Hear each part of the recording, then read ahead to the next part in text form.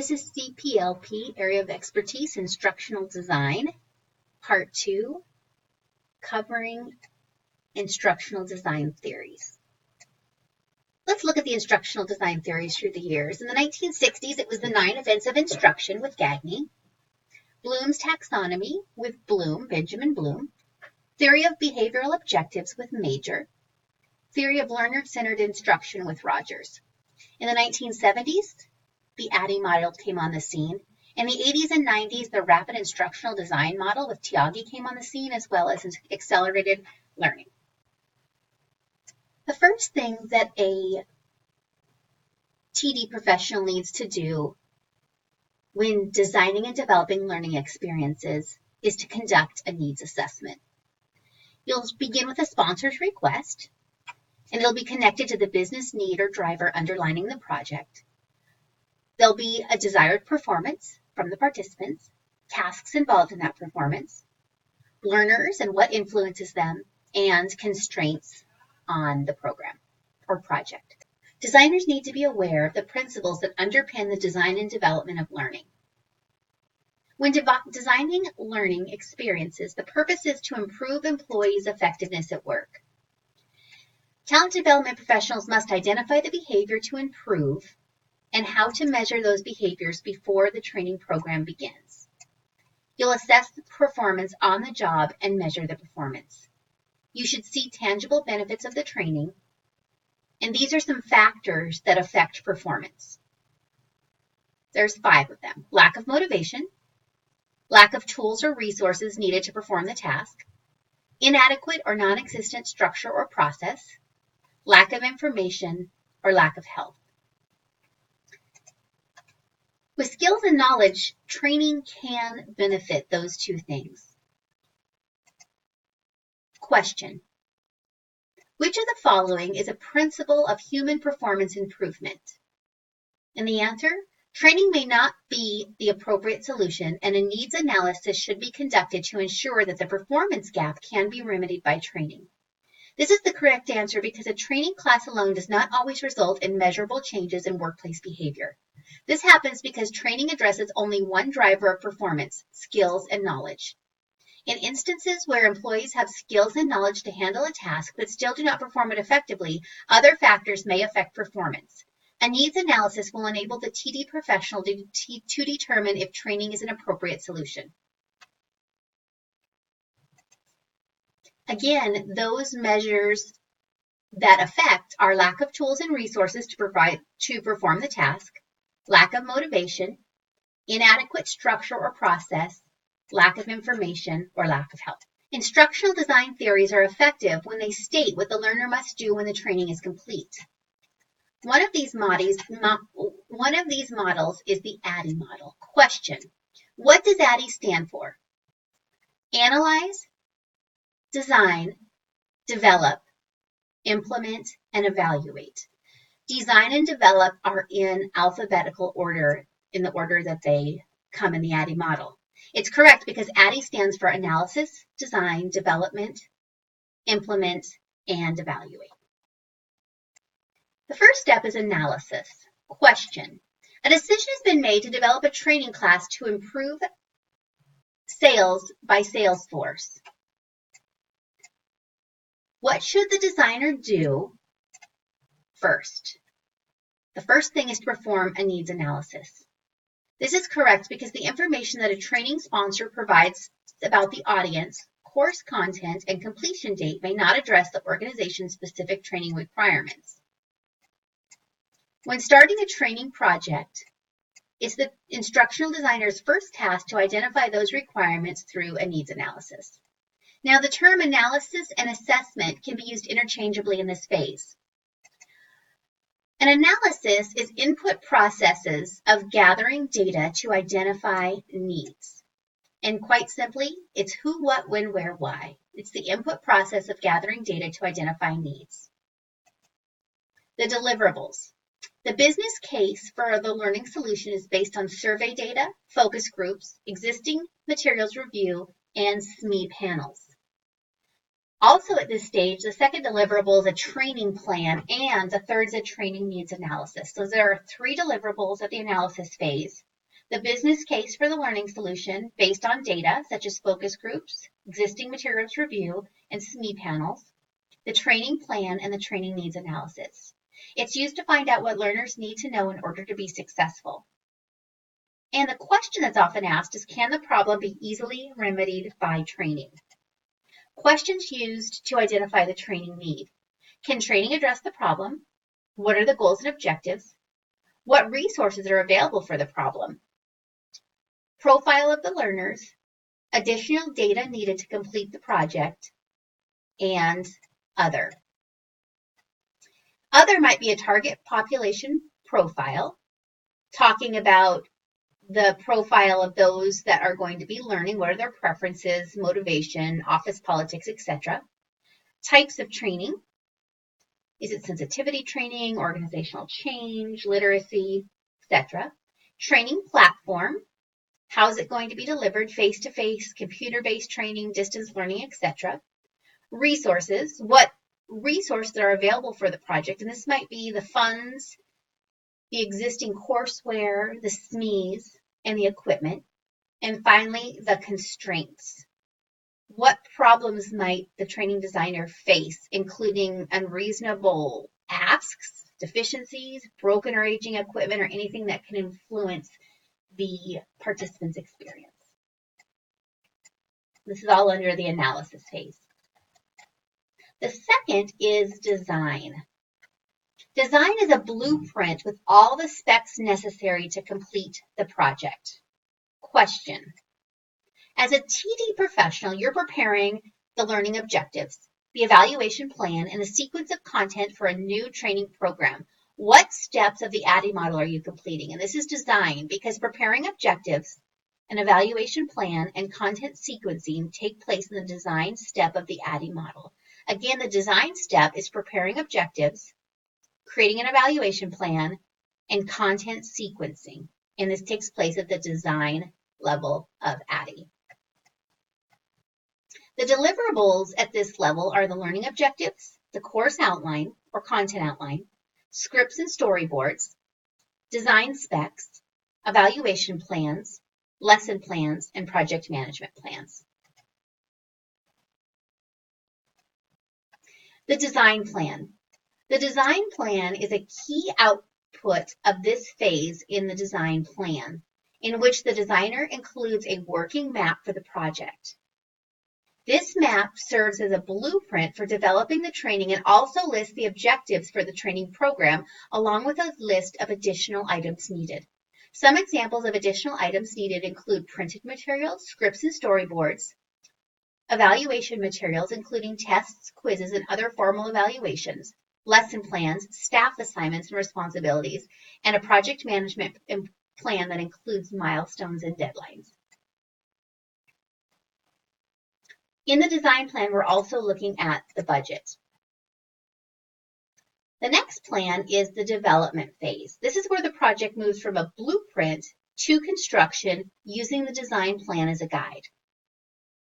The deliverables at the development phase are a draft form of courseware, instructional materials, handouts, job aids, pilot testing recommendations and changes, assessment instruments, and course schedules. Materials are produced and packaged for distribution at the development stage and pilot testing to see if there are any necessary changes needed before full implementation takes place.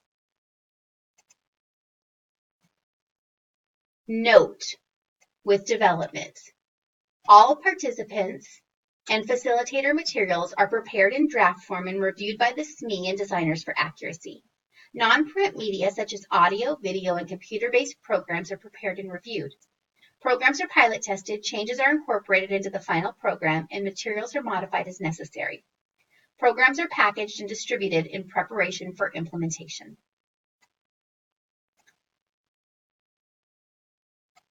The next stage is the implementation stage. This is the output stage. The first stage, design and development, were the process stage, and now we're into the output stage where content is delivered. This is the implementation. In the implementation stage, this is an assessment of the learner's ability to meet program objectives, evaluation of program design by facilitators, review of materials prepared for the program, review of implementation-specific elements such as class size and format, and modification of design and materials as suggested by evaluations. Inside of the implementation phase, this is where content is delivered, and you can assess the learner's ability to meet objectives at this point in the process. Modifications may be made as a result. The deliverables are participant assessments, feedback forms, and observation checklists.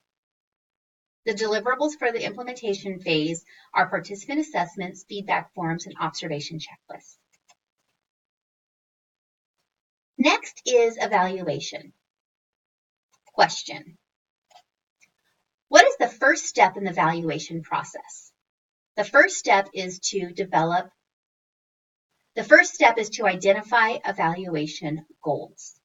The first step in the evaluation process is to identify evaluation goals. Evaluation takes place throughout the process. It's not something that's done just at the evaluation process. It takes place and adjustments are made throughout. You want to confirm that all subject matter is correct. Consult with stakeholders who ensure an adherence to the established project goals. Adhere to the design plan and procure sign-off on all critical design elements. Review and acting on all evaluation from participants, facilitators, and other project participants, and ensure quality control of the process by constant and thorough evaluation of all remaining project elements. The deliverables at this stage are questionnaires, knowledge tests, checklists, follow-up on focus group results, program evaluation, and project evaluation reports. Again, let's look at this. Analyzing. This is where there's a business case for learning solutions based on data from surveys, focus groups, existing material review, and SME panels. Training plan and training need analysis happens at the analyzing phase. Designing. Learning objectives, content outline, scripts and storyboards, design specs, evaluation plans, lesson plans, and project management plans. Developing. Draft form of the courseware, instructor materials, handouts, and job aids reviewed by the SMEs, pilot testing recommendations and changes, assessment instruments, and course schedules. Implementing. Participation assessments, feedback forms, attendance forms, and observation checklists. And finally, evaluating questionnaires, knowledge tests, checklists, follow-up for focus group results, program evaluation report, and project evaluation report. And at the K-12 level, the analysis is the competencies, the learner profiles, and the expressed needs from the field. The design is the PLM baseline courses, competency demonstration types, set up in K-12 training. The development is the partnership development model based on rapid prototyping, the part me and my instructional designer do. The implementation is to load it into K-12 training, communication, launch dates, assignments, etc. And the evaluation is survey and K-12 training reporting data, express needs from the field or stakeholders. Gagne's 9 events of instruction, 1 through 9. 1, gain attention. 2, inform learners of the objectives. 3, stimulate recall of prior knowledge. 4, present the stimulus or the content. 5, provide learning guidance. 6, elicit performance or practice. 7, provide feedback. 8, assess performance. And 9, enhance retention or transfer. Question. Which of the following best describes the key benefit of Gagne's 9 events of instruction? The answer, this theory supports the notion of lesson plan design and an ideal teaching sequence that enhances retention because the training is based on the way the learner processes information. This is correct because Gagne built the 9 events of instruction based on the work of other theorists who studied the way humans process information and moved that information from sensing to processing to storing it in short-term and long-term memory. Question number 2. You've just completed your mid-year review with your manager. She suggests that you need to do a better job writing lesson plans. You remember reading about a model that incorporated specific steps and ensures performance and quality. Now, what was that model called? The answer, Gagne's 9 events of instruction.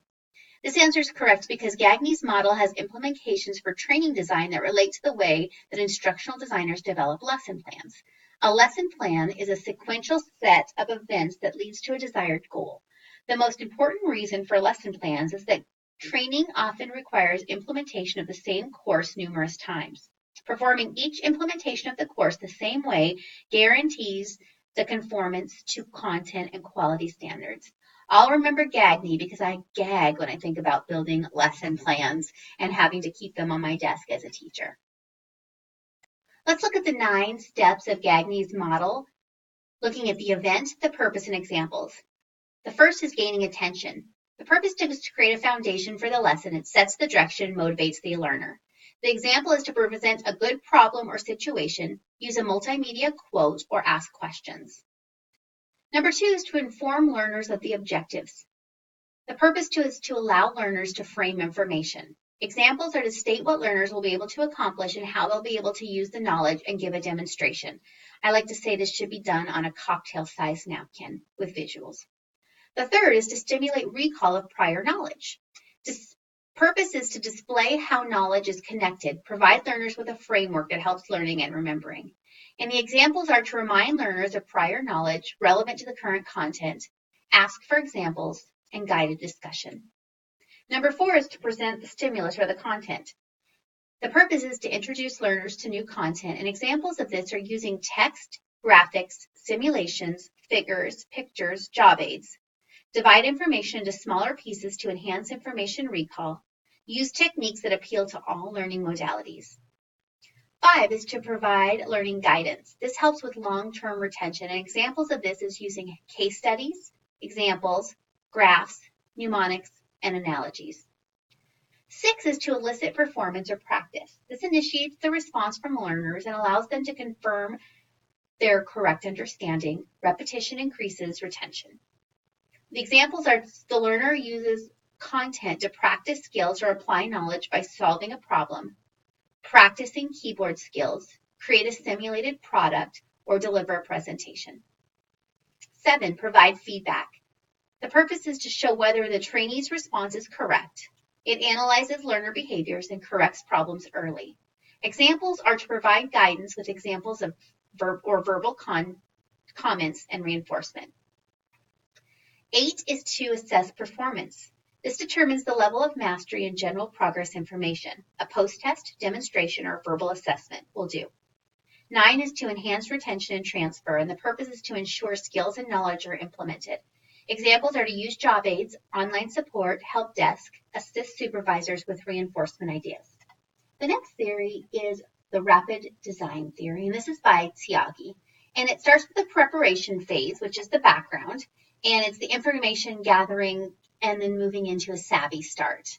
There's an iterative design phase. This is project planning, moving to additional design, where you design, prototype, evaluate, and then you move in a circle, design, prototype, evaluate. And the third is the iterative development phase. And this is the design proof, alpha, and beta.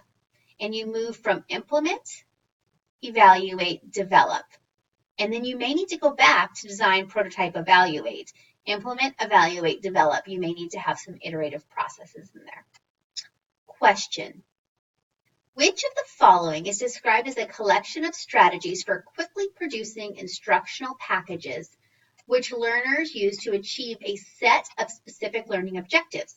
This model includes alternatives, enhancements, and modifications to the ADDIE model in the form of trade-offs between design and delivery.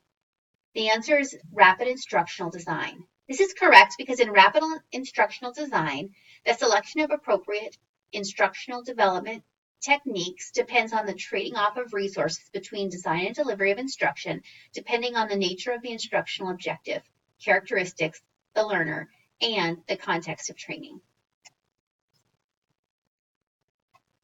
Advantages and disadvantages of the rapid instructional design. Advantages are that iterations and changes are seen as natural.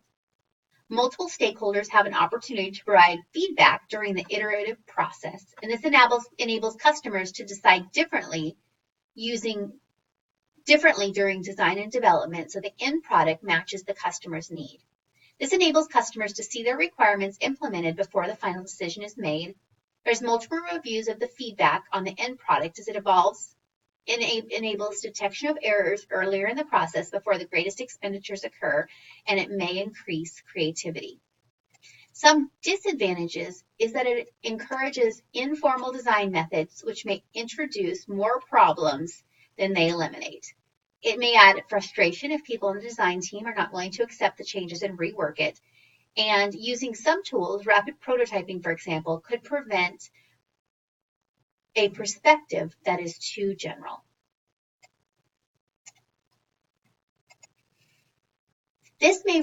The rapid instructional design may result in more effective instruction in less time.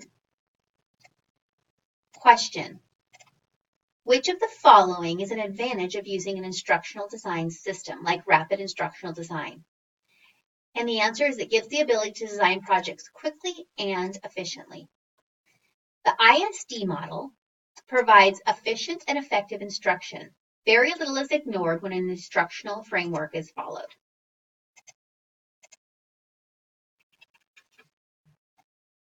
Rapid prototyping allows the design, develop, evaluate process to provide feedback throughout the process. Carl Rogers' guidelines for facilitating learning. We cannot teach another person directly, we can only facilitate his learning. Question: which of the following guidelines did Carl Rogers describe as a critical element in adult learning situations? The answer: facilitators establish the initial mood or climate of the class experience and clarify the purpose of individuals in the class, as well as a more general purpose of the group. This is correct because Carl Rogers' theories of personality and behavior led him to the concept of learner-centered teaching. So Rogers did learner-centered teaching. Establishing the mood or climate of the class experience and clarifying the purpose of the individuals in the class, as well as more general purposes of the group, are 2 of 8 guidelines based on Rogers' work that will help facilitate learning. The tenets of Carl Rogers' theory for facilitating learning is the learner is responsible for the learning. Teacher is the facilitator of learning. The relationship between the learner and facilitator are equal. And participation is necessary for learning to occur. This is similar to accelerated learning with the positive environment piece. And Carl Rogers is a person that was used, I think his last name, I don't know if it was Carl or Rogers, but the man who ran in the 4-minute mile. And that is a story that we use in accelerated learning. So that will help me to remember Rogers is the guide for facilitated learning, coming alongside accelerated learning. Designers need to create active learning techniques to keep learners engaged and meet their needs. Rogers proposed that learners should be able to choose how they should be evaluated on the success of their learning. And here are the 3 key beliefs. Learners want control over what and how they learn. Learners can be trusted to develop their own potential, and learners should be encouraged to choose both the type and direction of their learning. There are implications for the facilitators. Facilitators need to establish the initial mood or climate in the group. Designers can organize the widest possible range of resources for learners and facilitators to use. A person cannot teach another person directly. A person can only facilitate learning. A person learns significantly only things that are perceived as being involved in the maintenance or enhancement of themselves. Therefore, the WIFM, what's in it for me, is important. Experience which, if assimilated, would involve a change in the organization of self tends to be resisted through denial or symbolism. Therefore, designers build in time for open discussion so differing ideas can be shared.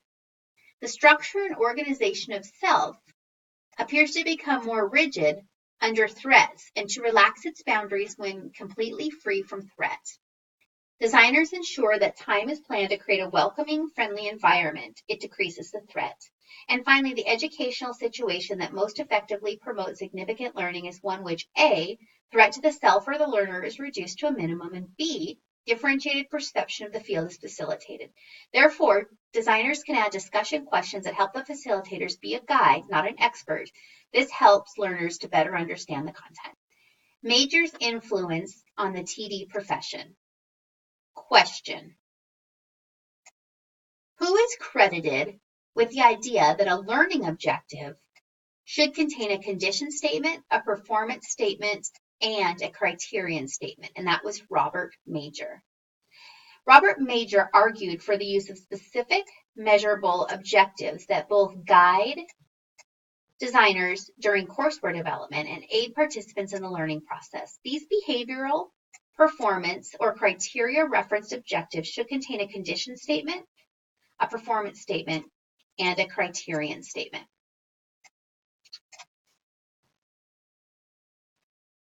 Behavior. Behavior should be specific and observable.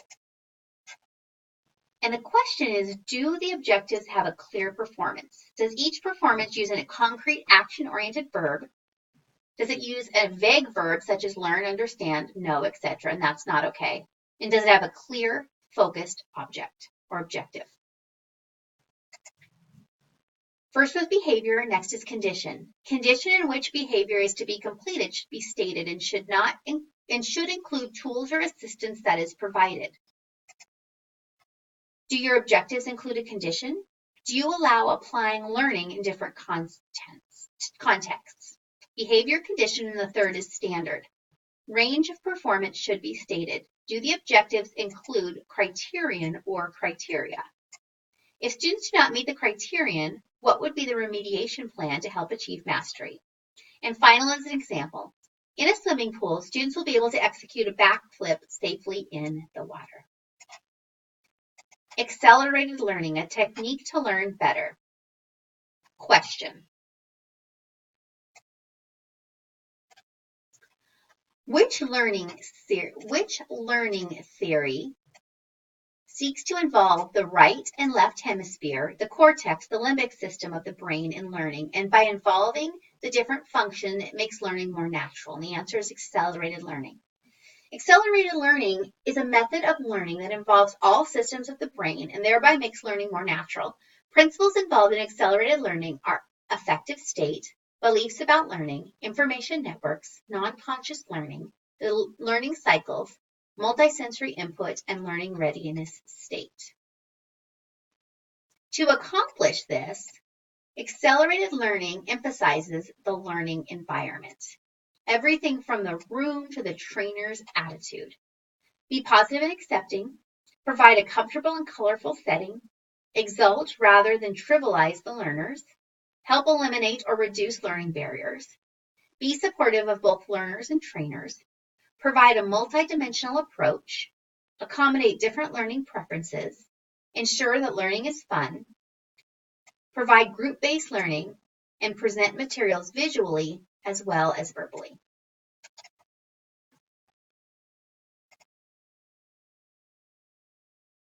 Accelerated learning goes into many states. The affective state is the positive learning state. The learners must believe that they can learn. In the information network, they need to connect new learning to existing understanding. The understanding that 80% of learning is non-conscious. Learning cycles. Learning is chunked down into shorter cycles for maximum learning. Multisensory input is using multiple channels of input. Learning readiness state, the alpha state, is the optimal state for learning. And this only works when participants have skills or knowledge gaps, not other factors. Question. Accelerated learning is a learning strategy that involves the right and left hemisphere of the brain. The cortex, the limbic system of the brain, thus making learning more natural, which is not a characteristic of a learning environment that's conducive to accelerated learning. And the answer is providing learning challenges for learners to overcome. This is not in the accelerated learning environment because learning challenges for learners to overcome is not a positive learning state.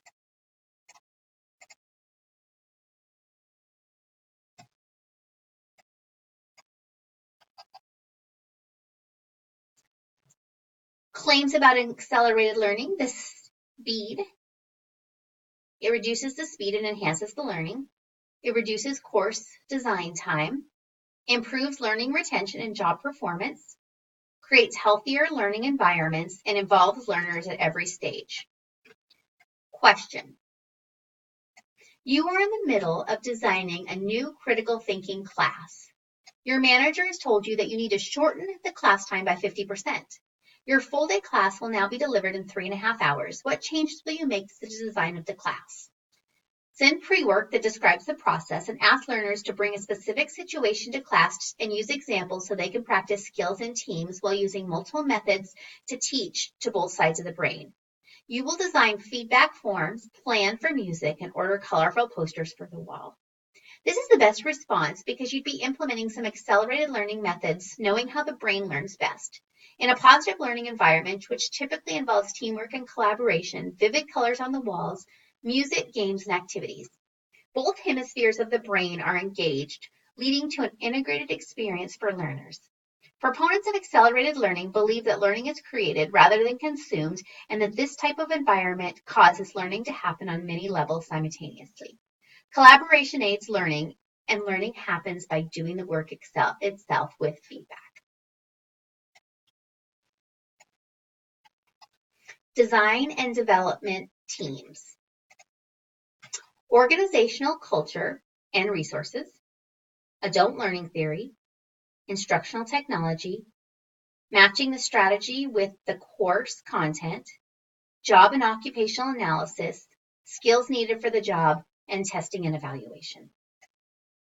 This AOE, Instructional Design, Part 2, covered instructional design theories and overviews, principles for guiding, training design, theories and models for designing instruction such as the ADDIE model, Gagne's 9 events of instruction, rapid instructional design, learner-centered instruction, theory of behavioral objectives from major, accelerated learning, and design and development teams.